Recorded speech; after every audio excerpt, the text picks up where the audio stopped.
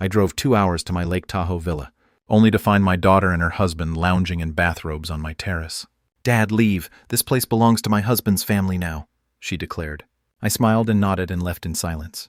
Days later, when they returned with moving boxes, the house greeted them with a nightmare they'll never forget. Betrayal turned into revenge where justice struck. From an unexpected direction, everything changed forever.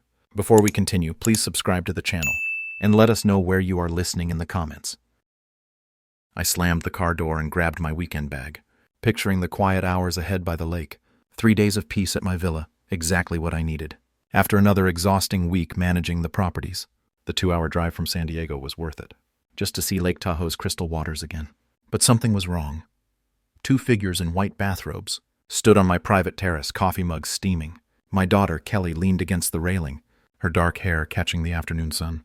Behind her, her husband Palmer shifted uncomfortably when he spotted me. "What the hell?" I muttered, my bag slipping from suddenly numb fingers. Kelly straightened, her face hardening into an expression I'd never seen before. "Dad, you can't stay here," she called out, her voice sharp enough to cut glass. "Palmer and I are planning a romantic weekend." I blinked, certain I'd misheard. This was my villa. The deed had my name on it, bought with money I'd earned building San Diego. Elizabeth and I had picked out every tile, every fixture, every piece of furniture. "But Kelly, this is my villa," I started, voice trailing off at the absurdity. "I don't care," she set her mug down with a clink. "We were here first and we're not leaving." Palmer mumbled something I couldn't catch, but Kelly waved him off. Her bathrobe fell open slightly, and she pulled it tighter, with an angry jerk. "Honey, I drove 2 hours," I said, taking a tentative step toward the front door. "I just wanted to spend the weekend." "Get out of here and don't bother us!" Kelly's voice rose to a shout. "You're just in the way anyway." The words hit me like a physical blow. In the way? This was my property, my retreat. The place where Elizabeth and I planned to grow old together, where I came to feel close to her memory. I stood there, bag at my feet, staring at my only child. Palmer looked everywhere except at me. His face flushed red above his bathrobe collar. 28 years old, and Kelly was ordering me off my own property like an unwanted stranger. The girl who used to climb into my lap for bedtime stories, who'd sobbed in my arms at her mother's funeral. Elizabeth's voice whispered in my memory. "Be patient with her, Fred. She's still processing grief. Give her time." 3 years. I'd given her 3 years of patience, understanding, bending backward to accommodate. And this was what it had gotten me. "Fine," I heard myself say, the word tasting like ash. "Fine, I'll go." I bent to pick up my bag, knees creaking with the motion. 62 years old and my own daughter was treating me like dirt on her shoes. "Good," Kelly called out. "Next time, call first." Next time, call first to use my own property. I walked back to my car on unsteady legs, each step feeling like a retreat from battle. Behind me, Kelly's voice softened, talking to Palmer about their plans for dinner. The engine purred smoothly. German engineering. Reliable as always, unlike family, apparently. I backed out of the driveway, my hands gripping, the wheel so tightly my knuckles went white. In the rearview mirror, I caught a glimpse of Kelly and Palmer settling back into their terrace chairs. My daughter raised her mug in what might have been a toast or a final goodbye. The road back to San Diego stretched ahead, empty and long. I'd be driving home in defeat, tail between my legs, just like Elizabeth always worried I would. Monday evening found me in my study, nursing lukewarm coffee and a solitary dinner. 3 days had crawled by since Friday's humiliation. Saturday, I jumped every time the phone rang. Sunday brought the realization that maybe I was always too quick to surrender. The phone's shrill ring cut through my thoughts. "Dad," Kelly's voice carried no warmth. "Listen carefully. Palmer and I have decided. The villa now belongs to his parents." My coffee mug froze halfway to my lips. "What? Kelly, what are you talking about?" "Carl and Margaret Thompson. It's their home now. You're forbidden from going there anymore." The leather chair creaked as I sat forward. "Kelly, have you lost your mind? You can't just take my property." "Actually, I can and I am." Her voice sharpened like a blade. "You hardly use it anyway, and they need housing." 30 years of 12-hour days building my business flashed through my mind. Every permit fight, every difficult client, every sacrifice Elizabeth and I had made. "It's my villa." The words exploded out of me. "I worked 3 decades to buy that place." Kelly's laugh held no humor. "You're being ridiculously selfish. After everything we've done for you since Mom died." Something snapped. "Everything you've done for me?" My voice rose. "I paid for your wedding, your car, your college loans, that fancy apartment deposit. That's what fathers do." She cut me off. "Besides, you're old and alone now. What do you need with such a big villa?" Old and alone. The phrase hit like a blow. But instead of crumpling, something hardened in my chest. Elizabeth had never heard her daughter speak with such calculated cruelty. Those are Palmer's parents, Kelly. Complete strangers to me. They're family now, and unlike you, they'll appreciate what they're getting. My grip tightened on the phone until my knuckles went white. No. Silence stretched between us. I could hear her surprise crackling through the connection. What did you just say? I said no, Kelly. The answer is no. You can't say no to me. That villa is wasted on you. Her composure finally cracked, revealing something ugly. Palmer's parents have been struggling financially, and you're just hoarding property you barely visit. The irony burned. I'd been visiting more frequently, since Elizabeth's death, seeking comfort there. They can find their own housing solutions, I said, surprised by my steady voice. I can't believe how selfish you've become. Kelly's voice climbed toward hysteria. Mom would be ashamed of you. That crossed every line. Elizabeth would never have supported this theft, this manipulation of a grieving husband's love for his only child. Your mother would be horrified by what you've become, I said quietly. Kelly's intake of breath was audible. How dare you? I hung up. For the first time in 3 years, I had hung up on my daughter. The phone sat silent in my lap, as my heart hammered against my ribs. Outside, San Diego's evening traffic hummed its rhythm, but inside my study, everything had changed. The phone rang again immediately. Kelly's name flashed on the display. I turned it off. Sleep remained elusive that night. I sat in my leather chair past midnight, replaying every word of Kelly's outrageous demand. The silence in my study felt different now, not peaceful but charged with possibility. By morning, something fundamental had shifted inside me. Tuesday brought clarity with the sunrise. I made coffee, retrieved my laptop, and began researching property law with the precision that had built my construction empire. California statutes, transfer requirements, documentation needs, information I'd learned decades ago, but never imagined needing against my own daughter. The phone buzzed with text messages throughout the day. Kelly, of course. Dad, we need to talk about yesterday. Then, don't be stubborn about this. Finally, Palmer's parents are coming to see the villa. This weekend. I deleted each message without responding. Wednesday morning, I drove to my attorney's office downtown. Marcus Chen had handled my business transactions for 15 years. A sharp mind wrapped in diplomatic courtesy. His corner office overlooked the harbor, floor-to-ceiling windows framing sailboats dancing across the bay. Fred, Marcus rose from behind his mahogany desk, extending a firm handshake. Good to see you. How can I help? I settled into the familiar client chair, the leather still creaking in the same spot. I need to discuss property protection strategies. Marcus raised an eyebrow but remained neutral. Commercial or residential? Residential, the Lake Tahoe villa. I paused, choosing my words carefully. Someone is attempting to claim ownership rights they don't possess. Family member? The question hit like a diagnosis. I wasn't ready to hear. Yes. Marcus nodded slowly, his expression serious. That complicates things. Family disputes over property can get messy quickly. What are my options? Several. Marcus pulled out a legal pad, his pen already moving. First, we ensure your ownership documentation is ironclad. Second, we can establish protective measures. Trusts, LLC structures, whatever makes sense. How quickly? Depends on complexity. Basic review, a few days. More sophisticated protection, 2 to 3 weeks. I thought about Kelly's text message. Palmer's parents coming this weekend. I may not have that long. Marcus set down his pen, studying my face. Fred, is someone trying to force you? Off your own property? When I nodded, Marcus's demeanor hardened. Then we start immediately. I'll need copies of all deeds, transfer documents, anything related to ownership history. I can have everything to you by tomorrow morning. Good. Marcus made another note. And Fred, document everything. Conversations, threats, attempts at coercion. Records matter. Threats. Coercion. Legal terms for what my daughter had tried to do to me. The elevator descended toward the parking garage, each floor marking my distance from the life I'd known. At the lobby level, my reflection caught in steel doors. A man older than his 62 years, but with something new in his eyes. Determination. My phone rang as I reached the car. Kelly again. This time I answered. Finally. Her voice carried the sharp edge of someone accustomed to getting her way. We need to resolve this childish nonsense. The only nonsense, I said calmly, is your belief that you can steal my property. Steal? How dare you use that word with me? What would you call taking someone's home without permission? Kelly's pause lasted longer than usual. When she spoke again, her tone was calculated. Dad, Palmer's parents really are struggling financially. Margaret lost her job last month.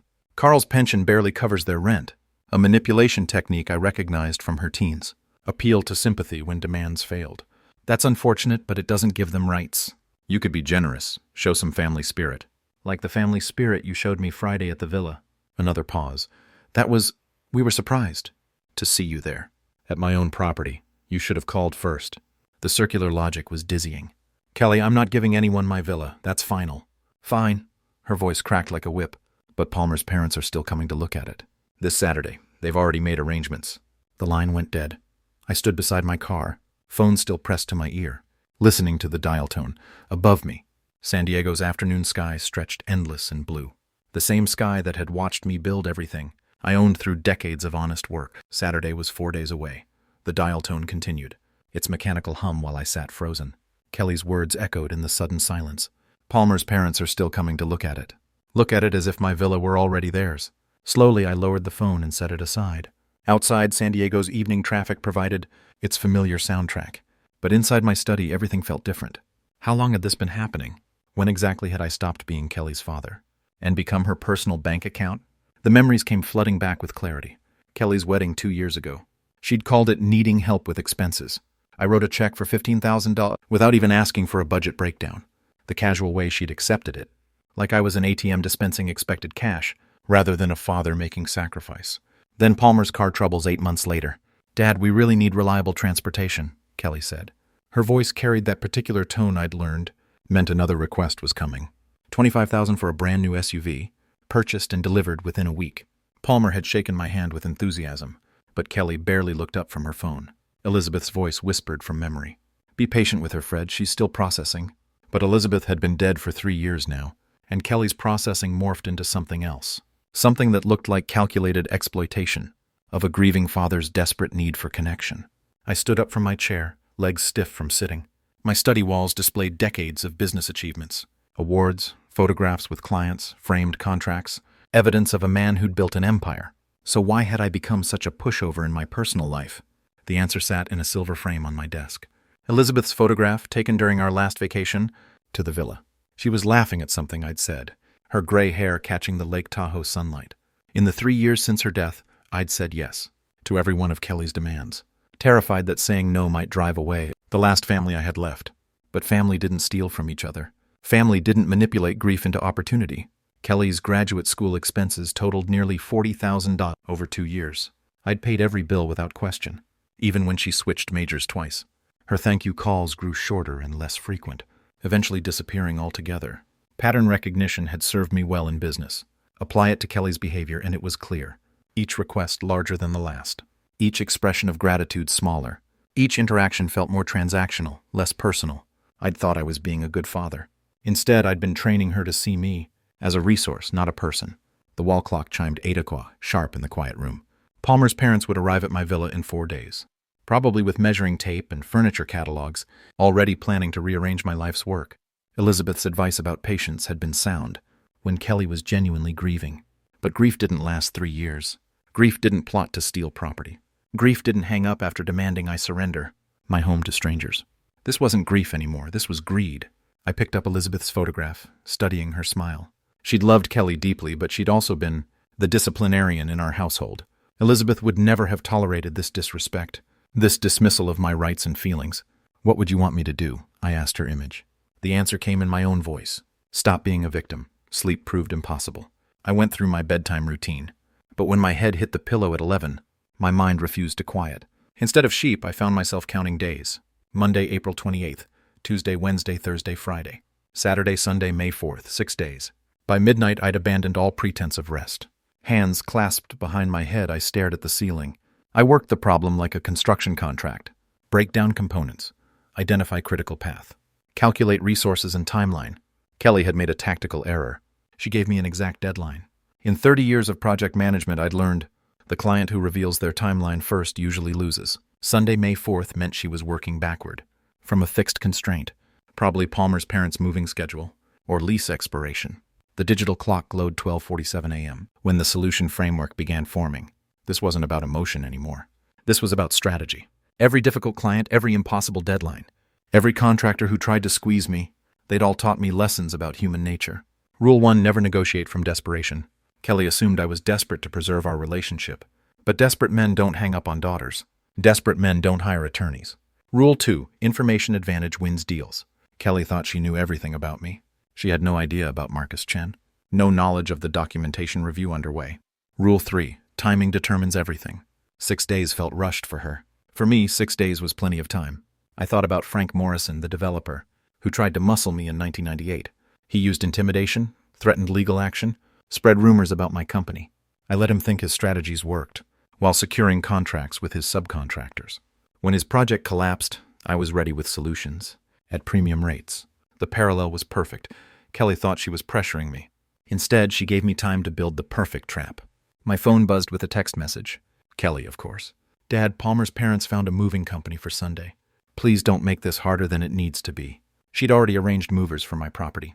The audacity almost impressed me. Always act as if the deal is closed, even when you're bluffing. But I'd seen this move before. Tony Castellanos tried it in 2003, showing up with plans for modifications to a property he didn't yet own. Tony learned an expensive lesson about confidence versus ownership rights. Kelly was about to learn the same lesson. I deleted her message and set the phone aside. My mind was clicking through possibilities. The same process that built my business. Resources, timeline, desired outcome, acceptable risks. Resources, financial assets, legal representation, 30 years of business relationships. And one crucial advantage, my neighbor Derek. Derek owed me a favor from last winter, when I helped him with flooding in his basement. Timeline, 6 days to implement. Sunday execution. Desired outcome, complete reversal of Kelly's position. Not just stopping her theft, but ensuring she understood the consequences of treating me like a victim. The clock read 1:23 a.m. when I finally smiled. Elizabeth used to say I had a ruthless streak. You're too nice 95% of the time, she said. But the other 5% is terrifying. Kelly had never seen that 5%. She was about to get a master class. By 2 a.m., the framework was solid. Tomorrow, I'd approach Derek about technical aspects. Wednesday, finalize details with Marcus. Thursday and Friday, preparation and positioning. Saturday night, I'd drive to Lake Tahoe, as the father Kelly expected me to be. Sunday morning would bring a very different Fred Martinez. Tuesday morning brought clarity from decisive action.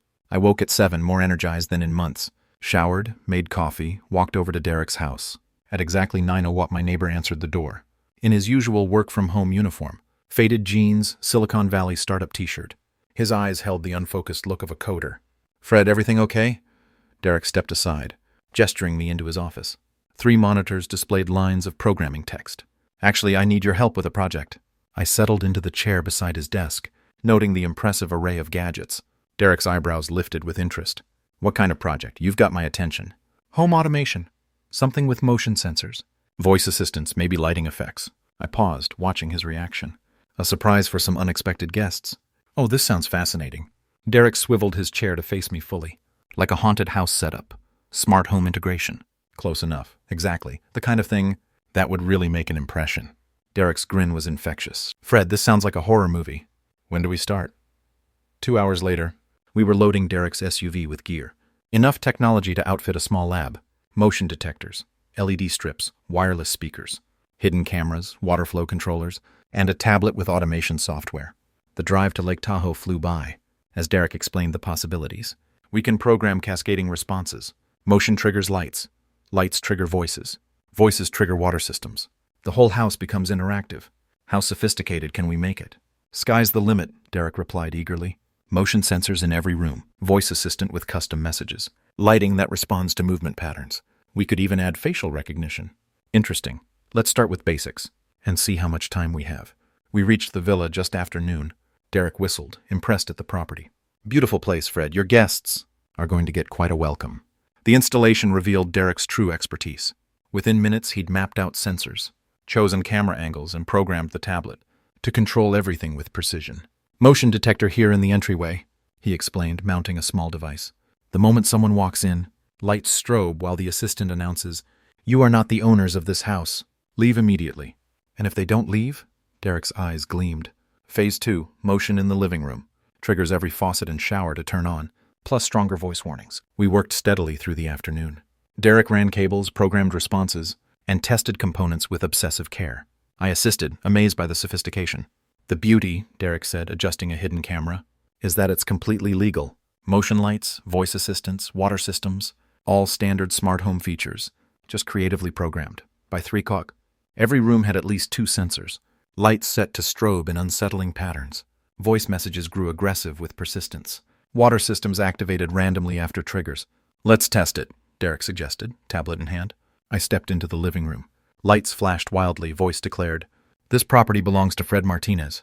You are trespassing. Leave now." Keep moving, Derek grinned. After 30 seconds, all lights strobed.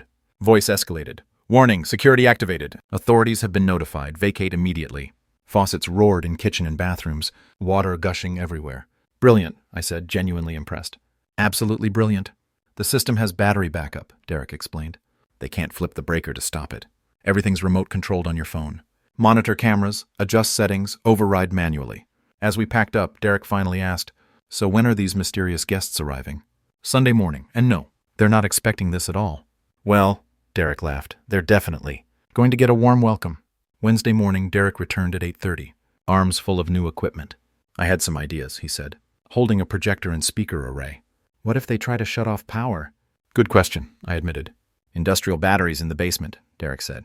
Enough juice to run everything for a week. Plus projectors for wall effects. Dancing shadows, moving figures. This is going to be legendary. The drive flew by as Derek outlined plans. Motion-triggered projections of ghostly silhouettes. Hidden speakers whispering through the house. Backup power ensuring the system never died.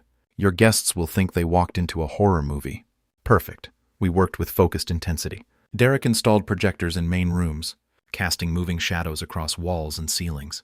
Even in daylight, the effect was eerie. Dark figures pacing behind furniture, shapes flickering at the edge of vision. Psychological impact, Derek explained, calibrating. The brain sees patterns that aren't there. Meanwhile, I handled audio enhancements. Professional-grade speakers the size of smoke alarms, placed throughout the villa. Derek's sound library was deeply disturbing.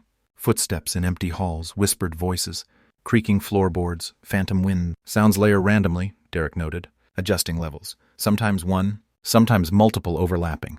It keeps them guessing what's real. By noon, the peaceful villa looked like a set from a thriller film. Backup batteries hidden near the panel ensured uninterrupted operation. What about a warning sign? I suggested. Set the tone when they arrive.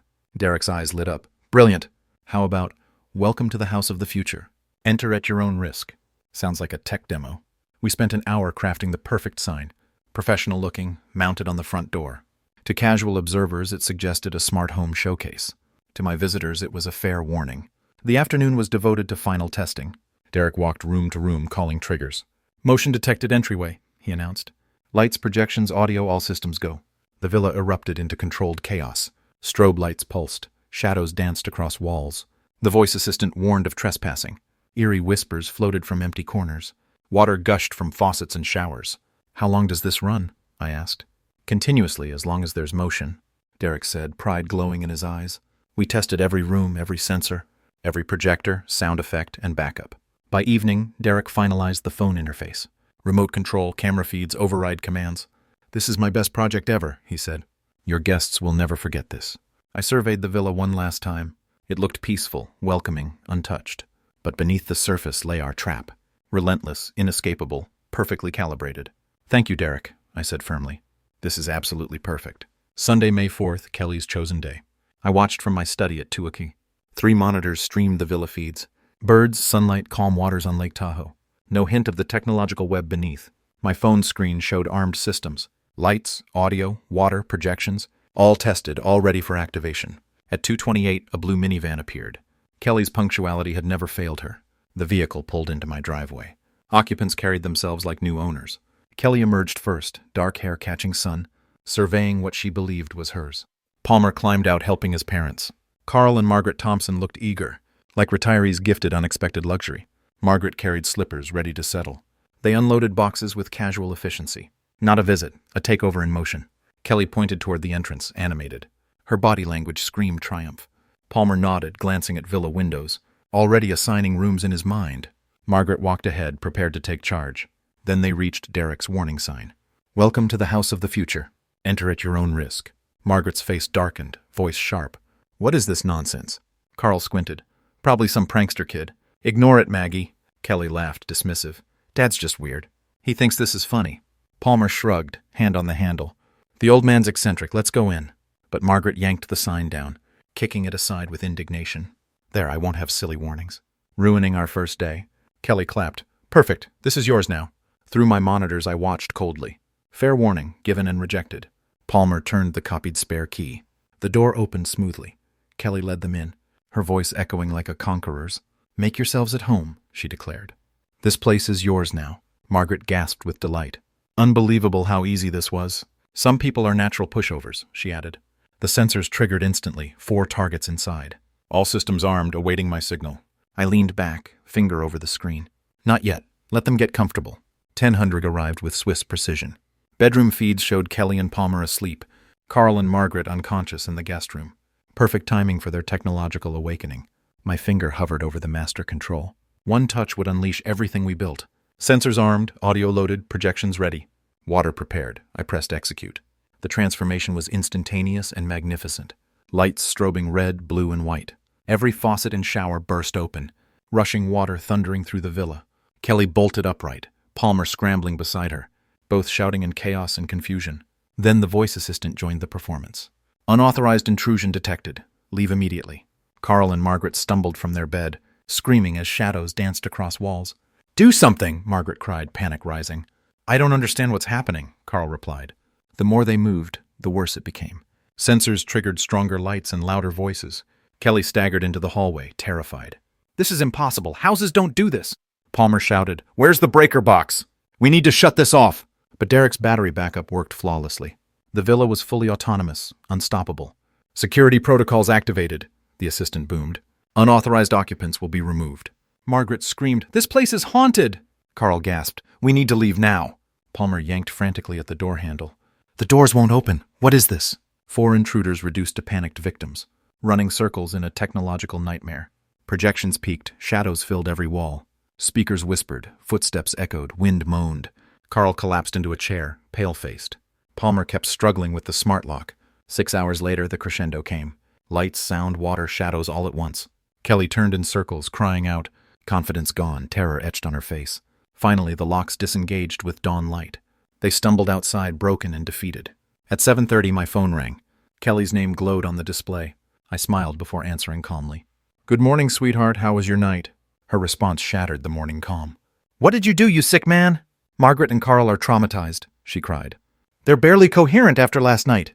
Kelly, what are you talking about? What happened up there? I asked. Don't you dare play innocent with me. The house went completely insane. Lights, water, voices screaming at us. It was a nightmare. Fascinating, I thought. Derek's system worked. That sounds terrifying, I said aloud. Did you call for help? I asked. We called the police, Kelly answered. They searched everything, found nothing wrong. Said it was just malfunction. Perfect, I thought. Completely legal. Utterly deniable. At least there was no real danger, I said with gentle concern. Real danger? Kelly screamed in hysteria. We didn't sleep for 8 hours. Carl collapsed twice. Margaret won't stop crying. Her desperation was almost musical to me. This wasn't random. We both know it, she said, voice trembling with rage. Kelly, I'm concerned about you. Maybe the house doesn't like strangers. 10 seconds of silence followed. Then a dangerous whisper. I know it was you. Me? I laughed softly. I was here in San Diego all night. How could I possibly control systems? 200 miles away? You're some kind of tech genius now. Actually, Derek was the tech genius. I saw no reason to enlighten her. Sweetheart, I can barely use my remote. You know that. Kelly's breathing grew ragged, struggling for proof. Police said everything appeared normal. There you go. Must have been a surge. A surge that lasted 8 hours? That created voices and shadows? Impossible. Kelly, maybe stress caused hallucinations. Hallucinations? 4 people at the same time? Group hysteria is documented, I replied. For 3 years I'd begged for calls, always dismissed. The symmetry was satisfying. We're never coming back, she shouted. The villa is yours, cursed place. That's probably wise, I said calmly. Houses develop personalities when violated. You can't get away with this. We'll prove it was you. Prove what exactly? A malfunction, the police said. Kelly's silence stretched long, then, I underestimated you. You underestimated a lot, I answered. This isn't over, she whispered. Actually, I said, I think it is. You got exactly what you asked for. The line went dead. I leaned back, satisfied. Kelly wanted to steal my villa. I returned the favor with strategy. The phone rang again, Kelly's name. I turned it off. Tuesday morning, Palmer arrived with a truck. Locksmith equipment in hand, confident expression. The locksmith studied Derek's integrated systems. These aren't regular locks, sir. Smart home, biometric, wireless, backup power. Palmer's face darkened. Replace them anyway? Impossible without reprogramming the network, the locksmith said, eager to leave. Palmer stood defeated at my door. He kicked the frame in frustration. By evening, they'd come to confront me. 800 car doors slammed outside. Kelly and Palmer stormed up aggressively. Kelly's first knock rattled the frame. Open up, we need to talk. I opened calmly. Good evening. Kelly shoved past me inside. Palmer couldn't change the locks. Smart security is popular, I replied. Very effective against intruders. Palmer loomed closer. Give us the villa, or forget you have a daughter. Threat or promise? I asked coolly. Kelly's eyes blazed with fury.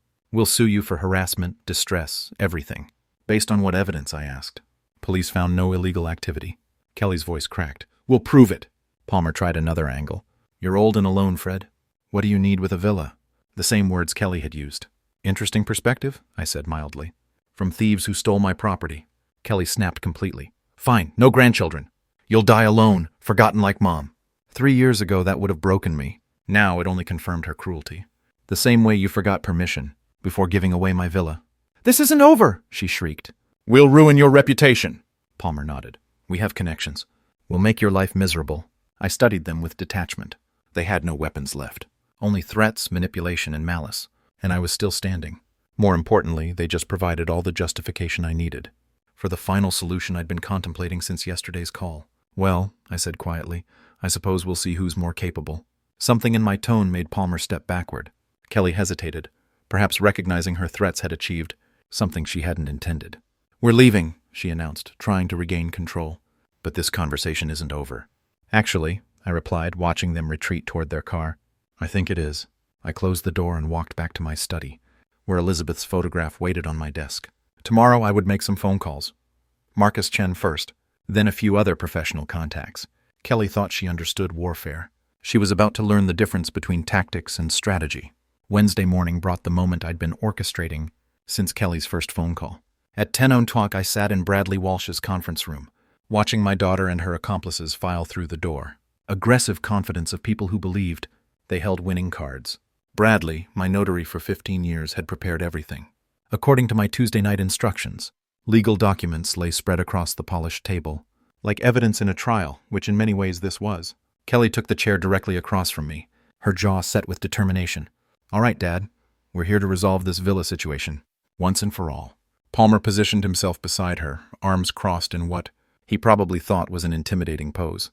Carl and Margaret Thompson settled into chairs along the wall, their expressions mixing hope with lingering trauma. I appreciate everyone coming, I said calmly. Bradley has some important information to share. Kelly's eyes narrowed. Cut the formalities. We want the villa transferred to Palmer's parents immediately. No more games, no more delays.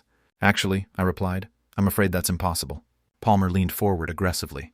Nothing's impossible if you just sign the papers. We've been patient long enough. You misunderstand.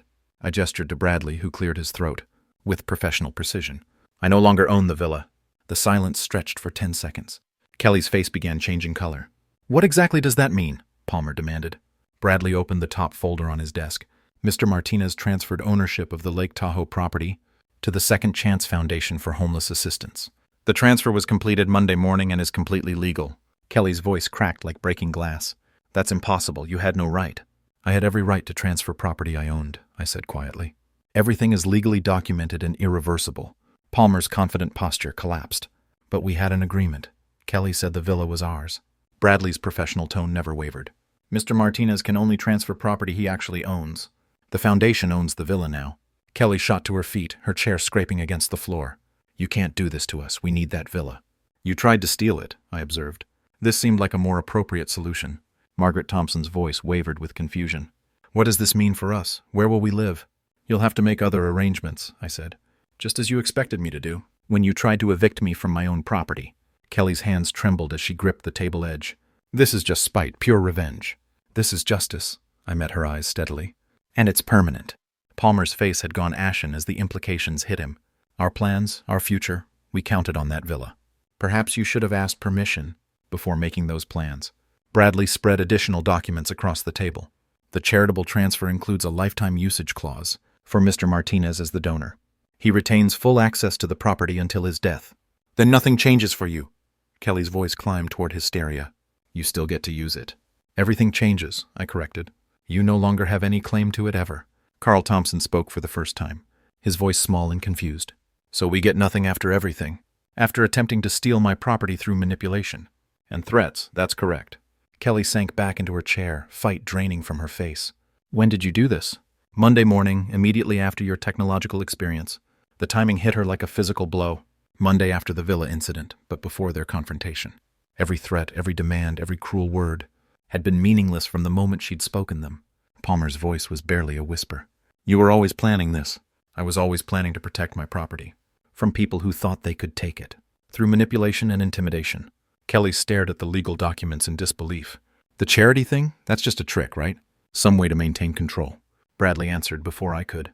The Second Chance Foundation is a legitimate organization. The transfer is genuine and irrevocable. So you win, Palmer said bitterly. Is that what you wanted to hear? I wanted to hear nothing from any of you.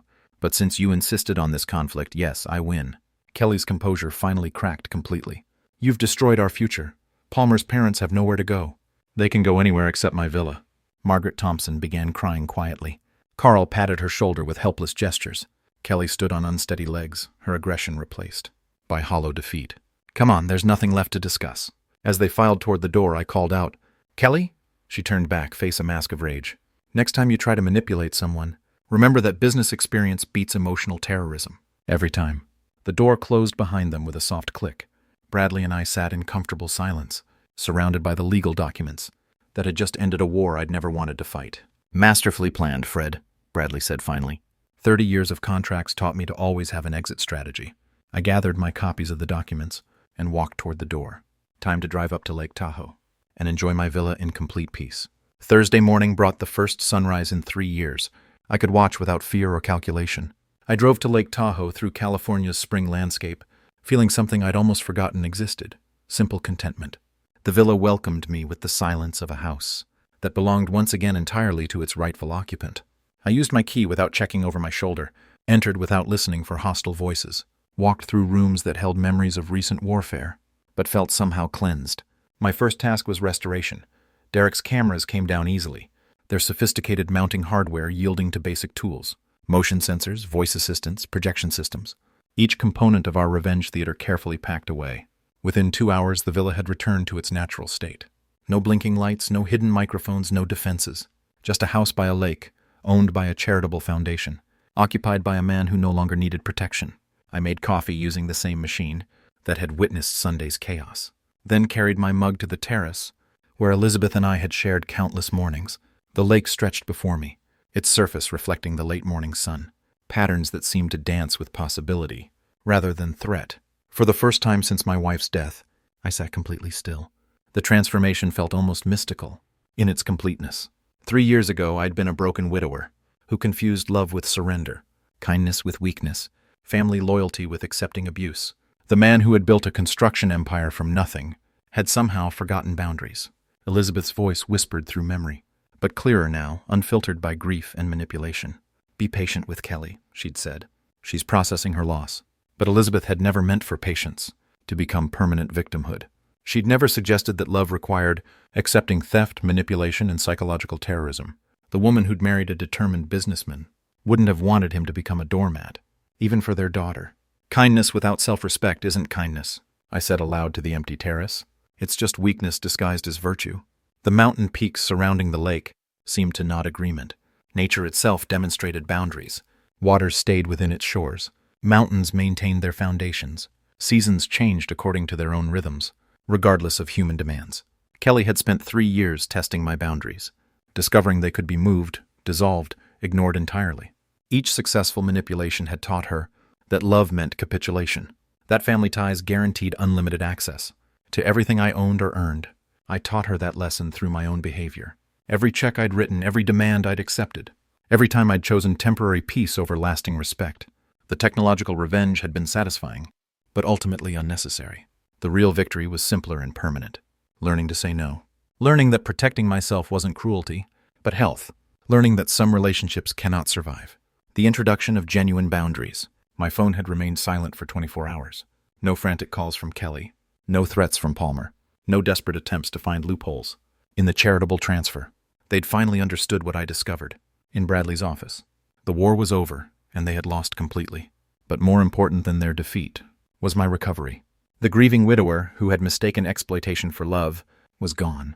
In his place sat a man who remembered his own worth, who understood that genuine kindness required strength, not weakness.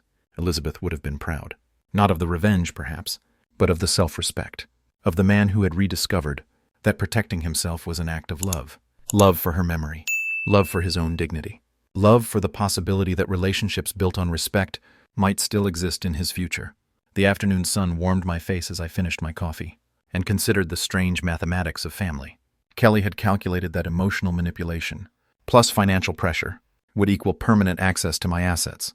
She'd never considered that trauma plus time, plus strategic thinking, might equal a father who learned to protect himself. Lake Tahoe's eternal calm reflected a truth I was finally ready to accept. Some battles end not with reconciliation, but with the understanding that peace requires distance. Some love expresses itself through boundaries, rather than surrender. For the first time in 3 years, I felt like myself again. Before saying goodbye, if this story touched your heart, please give it a like and share it with someone who needs to hear this today. Don't forget to subscribe for more true family betrayal stories that remind us we are stronger than we think.